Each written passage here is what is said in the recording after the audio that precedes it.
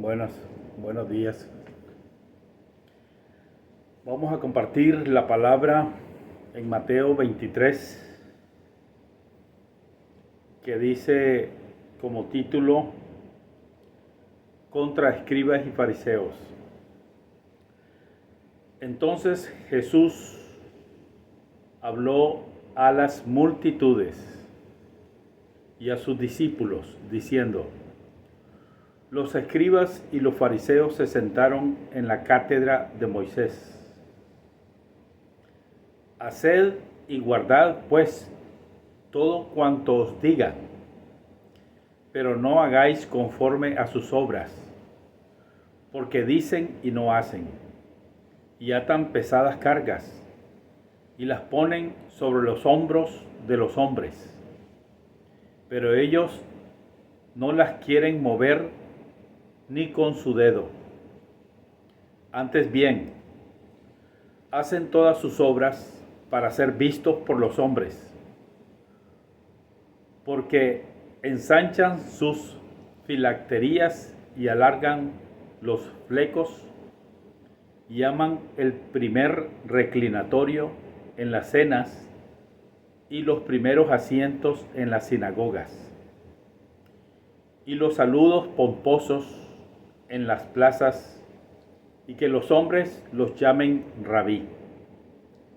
Pero vosotros no seáis llamados rabí, porque uno solo es vuestro maestro, y todos vosotros sois hermanos.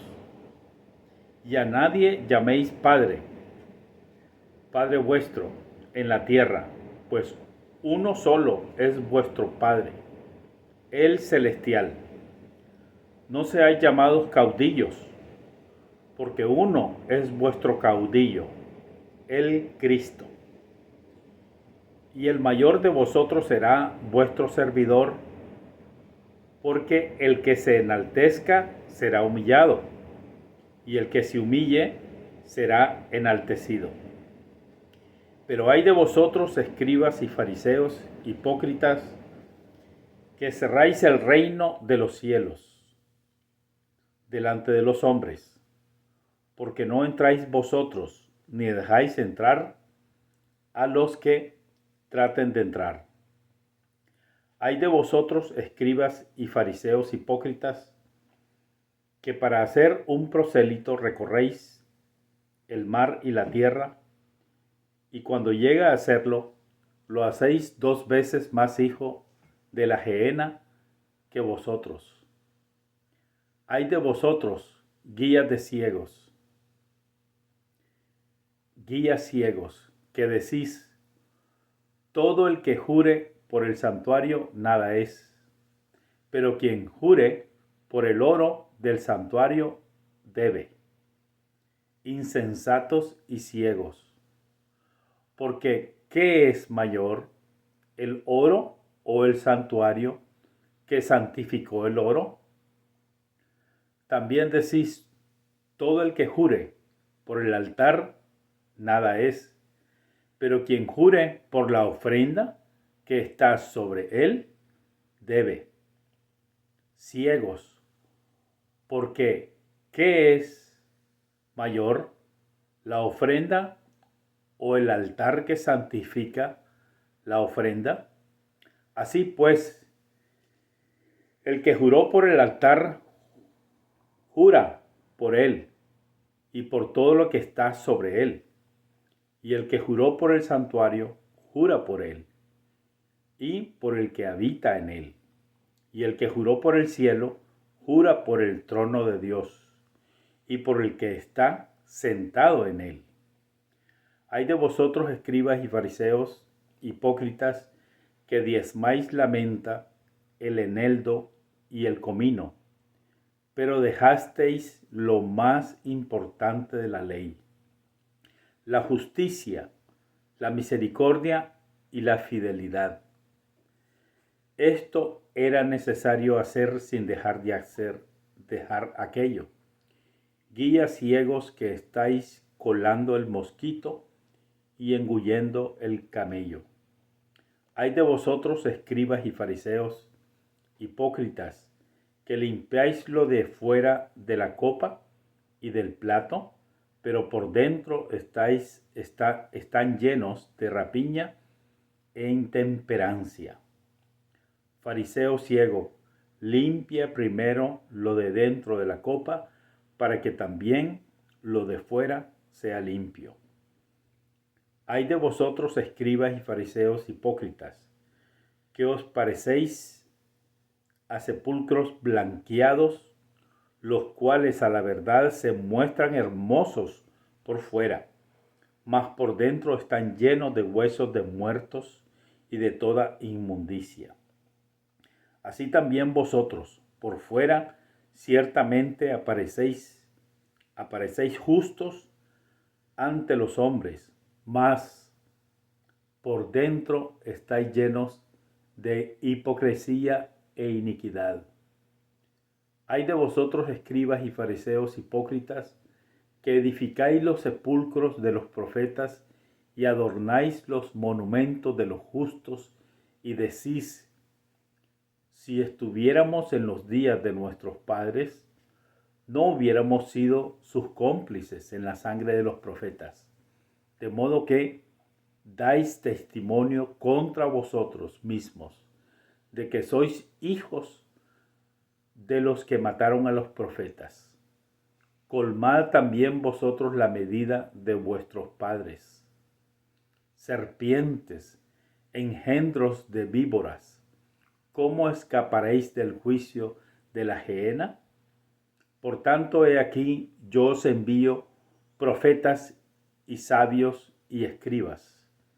De entre ellos mataréis y sacrificaréis, y de entre ellos azotaréis en vuestras sinagogas, y perseguiréis de ciudad en ciudad, para que venga sobre vosotros toda la sangre justa que está siendo derramada sobre la tierra, desde la sangre de Abel, el justo, hasta la sangre de Zacarías, a quien asesinasteis entre el santuario y el altar. De cierto os digo, todo esto vendrá sobre esta generación. Jerusalén, Jerusalén, la que mata a los profetas y apedrea a los que le han sido enviados. ¿Cuántas veces quise juntar a tus hijos, como la gallina junta sus polluelos bajo las alas, y no quisisteis? He aquí vuestra casa os es dejada desolada, porque os digo que desde ahora en adelante de ningún modo me veréis, hasta que digáis: bendito el que viene en nombre del Señor. Quedé impactado completamente un día de estos que leí este capítulo 23 del Evangelio de Mateo. Y básicamente mi escudriñamiento de las Escrituras y de quedarme así pasmado e impresionado es ver nuestra naturaleza humana como hombres que somos, viviendo terrenalmente, carnalmente. Siempre tenemos la tendencia de buscar lo nuestro propio nada más. Y terminamos en la triste realidad de vivir una tremenda hipocresía espiritual. ¿Cuál fue el reclamo del Señor con respecto a los fariseos, saduceos y todas las denominaciones de creencias teniendo la misma palabra de Dios entre el mismo pueblo de Dios que estaba completamente inmerso en la oscuridad espiritual? Porque las mismas escrituras dicen que el pueblo vio gran luz, y esta condición del pueblo en que se encontraba cuando vino el Mesías hace 2000 años, dice pues que ellos estaban asentados en tinieblas, pero discernieron, vieron la presencia del Mesías el que vino a mostrarse como el rey soberano de los judíos, pero terminaron rechazándolo. Hasta el día de hoy, desde el año 70, cuando fue destruido Jerusalén, pasaron 2000 años hasta 1948, que el Señor volvió a todo el pueblo disperso de Israel, que fueron destituidos de su tierra, que fue la profecía que el Señor le dijo a los discípulos: no quedará piedra sobre piedra, sino que todo esto será destruido. ¿Y por qué fue hecho el templo? Porque el templo básicamente es una sede de gobierno, como lo es el Capitolio de los Estados Unidos o cualquier otra sede de cualquier tipo de gobierno de cualquier país en cualquier parte del mundo. Resulta pues que las palabras de verdad y la transparencia, cuando la persona está inmersa en sus propios caminos, en sus propias creencias, en su propia religión, echa raíces tan profundas, y desgraciadamente la condición humana como seres, como ánimas que somos, como almas que somos. De ahí es donde viene esta palabra de que alma viene de ánima y ánima viene de animal. Es una condición natural humana el hecho de vivir en su condición terrenal. Vivimos sin entender las cosas espirituales. ¿Por qué? Porque se nos ha dado el intelecto, la mente, pero se nos ha dado conciencia para que discernamos lo que es de Dios, lo que no es de Dios, lo que es verdad, lo que es mentira, lo que es justo, lo que es injusto, lo que nos ilumina o lo que nos hace mantener en las condiciones de oscuridad. Básicamente, el pueblo cayó en profunda oscuridad por el hecho mismo de vivir en su propia religión. Muchas veces tenemos creencias y esas creencias las aferramos tanto a nuestras vidas y muchas veces no sabemos ni de dónde vienen. Esa es la condición de la triste mentalidad intelectual del hombre, que no razona sus orígenes de las cosas, ni las indaga, ni las busca. ¿De dónde viene lo que creo? ¿Por qué creo lo que creo? ¿Cuáles son sus raíces? Lo que quiero decir en otras palabras, que realmente toda la adopción que tuvo el pueblo, teniendo aún la mismísima palabra de Dios, era una tendencia fuerte de buscar lo suyo propio. Eso lo hacemos por naturaleza todos los seres humanos, en cuanto a nuestras necesidades básicas de la vida. Pero cuando recibimos bienes y bendiciones, y que sobreabundan las bendiciones de Dios, fíjense bien la condición en que se encontraba el pueblo. Estaba en cautiverio por el dominio de los romanos, del imperio romano. ¿Por qué? Por desobediencia, por rebelión a la mismísima palabra de Dios.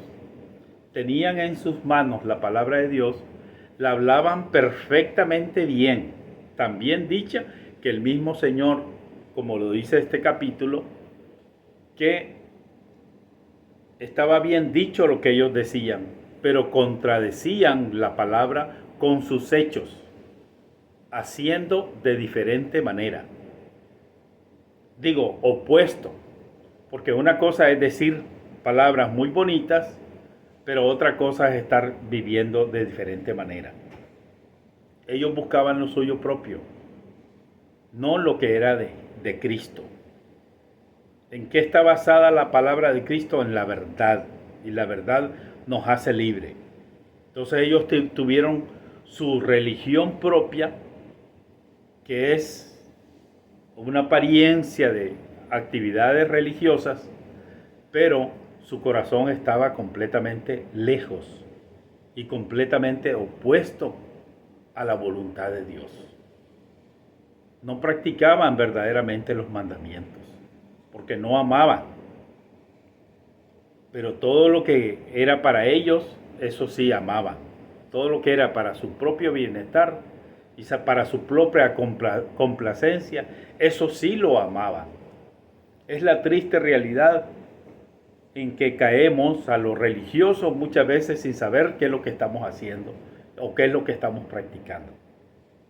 Supuestamente como creyentes practicamos la fe en la palabra de Dios, la fe en su nombre, la fe en sus palabras, en sus caminos, que son rectos y verdaderos.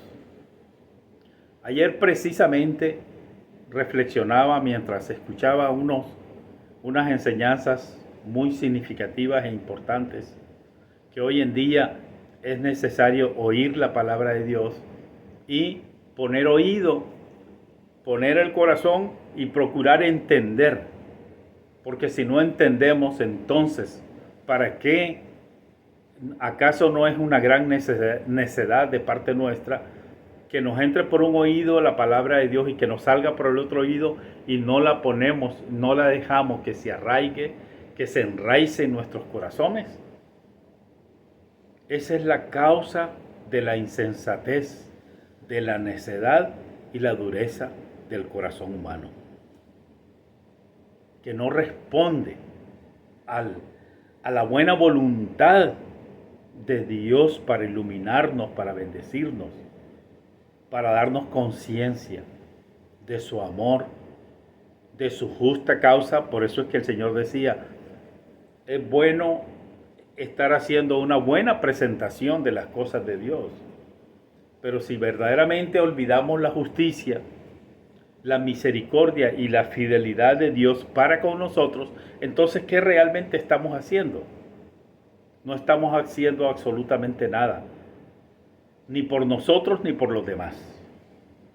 Entonces estamos ciegos y podríamos ser hasta guías de ciegos. Ahora abundan los guías de ciegos y la gente que tiene picazón para estar escuchando, pero escuchando nada más cualquier novedad, pero no la palabra de Dios que debe de ser sembrada en nuestros corazones. Entonces es triste pues la realidad en que el pueblo se encontraba, y esto le sucedió al pueblo de Dios.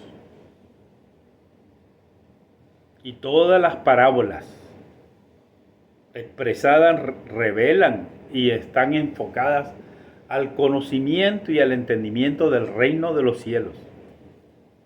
Es increíble, pero hoy en día vivimos todavía, hasta el día de hoy, nosotros como pueblo de Dios, porque los judíos lo rechazaron. Luego el Señor se fue tras los gentiles para que corriera la palabra a todas partes del mundo. Y así existiera el conocimiento de toda la gloria del poder de Dios y de la palabra gloriosa de Dios que corre por los cuatro vientos de la tierra. Pero caímos también en el mismo desenfreno y desorientación espiritual que los mismos judíos del tiempo de Cristo. Le fallamos al Señor porque creamos nuestras propias perspectivas espirituales y nuestras propias creencias, y es un aferramiento tan obstinado que llegué a comprender, y es notorio que entre más escuchamos la palabra de Dios, pero para rechazarla, más endurecemos nuestro corazón. ¿Por qué? Porque nos aferramos a nuestra propia religión nada más, a nuestras creencias, como que si valieran nuestras creencias ante los ojos de Dios si no estamos obedeciendo la palabra de Dios. Eso es lo absurdo de la naturaleza, del ánima, del hombre, del alma que quiere vivir sin razón, sin razonar las cosas espirituales. Y para eso nos ha sido dado la mente, el intelecto, para ser receptores de las cosas espirituales. Estas son las cosas que me asombran de la misma palabra de Dios, que dice el Señor: no seáis como el caballo desbocado, ni como el burro que no quiere echar para adelante. Que ahí lo estás empujando y empujando y empujando y no quiere caminar el burrito. El mismo Señor hablaba sobre la condición del pueblo. El asno conoce su pesebre y el otro que es domesticado también conoce a su Señor. Pero Israel no me conoce. Entonces esa es la triste realidad de la condición del ánima del hombre, que ánima viene de animal. O sea, nosotros tenemos la naturaleza divina de parte de Dios. Somos imagen y semejanza de Dios. De tal manera que no podemos caminar por instinto. Porque los animales actúan por instinto, por preservación, por naturaleza. Pero nosotros, como hijos de Dios o como creyentes a la fe en la palabra de Dios, caminamos entendiendo las cosas, recibiéndolas en el corazón para entender lo espiritual. Porque lo espiritual es una cosa que viene de parte de Dios hacia nosotros. Y nosotros responder a lo espiritual de parte de Dios, para que aprendamos a ser hijos de Dios. Y podamos así, de esa manera, entender el reino del Señor. Porque el reino del Señor vino para los judíos, pero lo rechazaron. Ese pueblo fue formado desde el principio a través de la fe del patriarca Abraham y de las consecuencias de los patriarcas Abraham, Isaac, Jacob, José y todos los patriarcas, Moisés, Josué y toda la generación del pueblo que fue formado con el fin de que Dios glorificara su nombre a través del pueblo. Por eso es que el Señor mismo dijo que a través de los judíos venía la salvación al mundo. ¿Por qué? Por la palabra de Dios, porque realmente la palabra de Dios es la herencia de Dios para su pueblo. Esa es la razón por la cual el Señor sostiene a Israel y lo representa como una bandera, como un faro. Y asimismo, así como lo representa a Israel en sentido externo, en sentido interno, lo representamos nosotros, la iglesia, los que tenemos el testimonio del Mesías, el Salvador del mundo, los que hemos sido alcanzados por su gracia y por su misericordia, no por méritos nuestros. Porque la religión siempre busca méritos propios humanos. Pero la fe en su nombre es otra cosa, completamente distinta, ajeno de todo lo que es humano. Es la gracia de Dios manifestándose entre nosotros para que nosotros entendamos qué es lo que quiere decir salvación, redención de nuestras almas, redimidas, compradas, lavadas, purificadas, santificadas por su preciosa sangre, porque para eso fue derramada, para darnos una limpia conciencia ante los ojos de Dios y ante los ojos de los hombres. Esa es la razón del por cual se predica el Evangelio. Se habla del reino de los cielos. Así que el pueblo le falló. Y ahora los judíos y ahora también los gentiles, nosotros, le estamos también fallando así como los judíos. En parte Dios permite estos grandes fracasos humanos. ¿Por qué? Porque Dios tiene paciencia y tolerancia y Él espera nuestra reacción.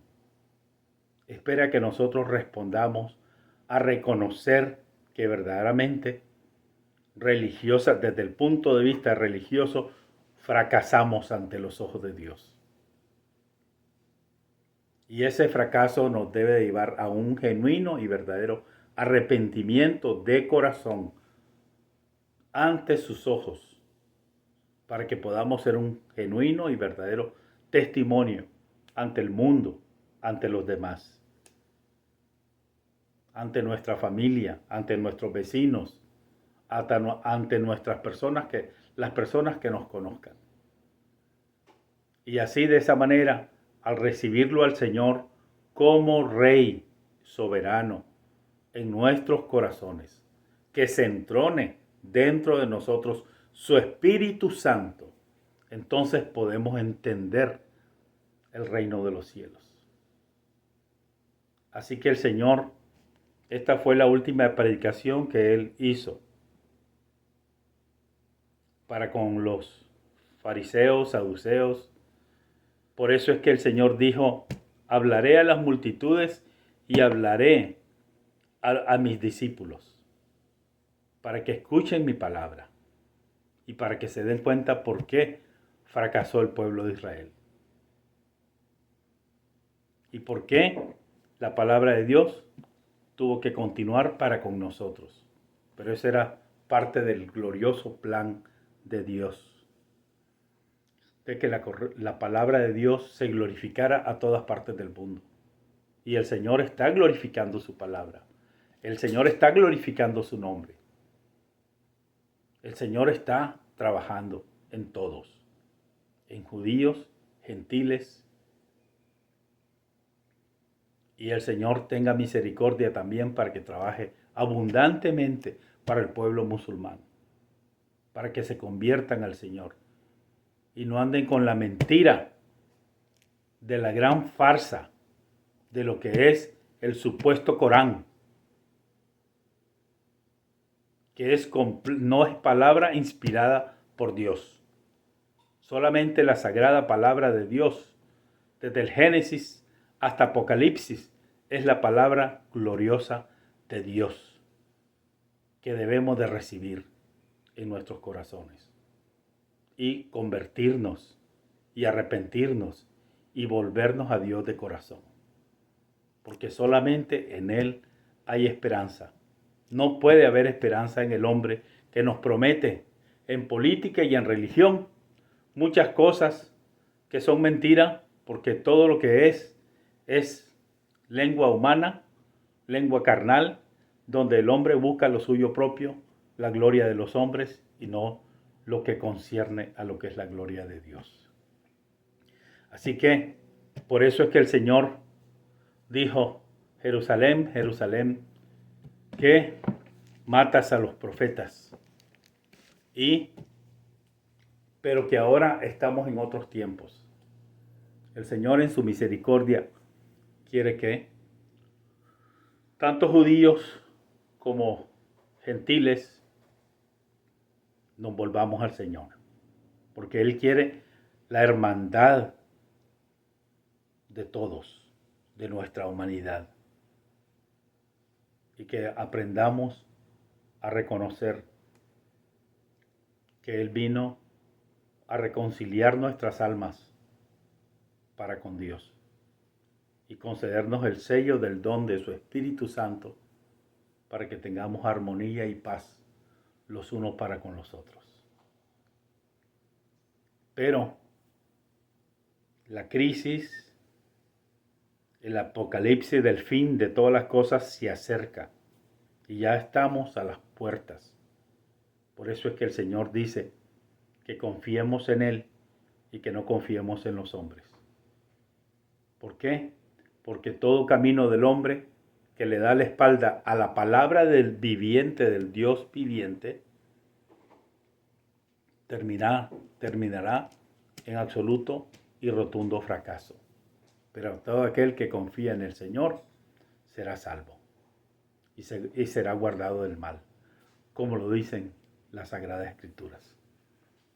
Dios les bendiga y el Señor sea con todos ustedes. Amén.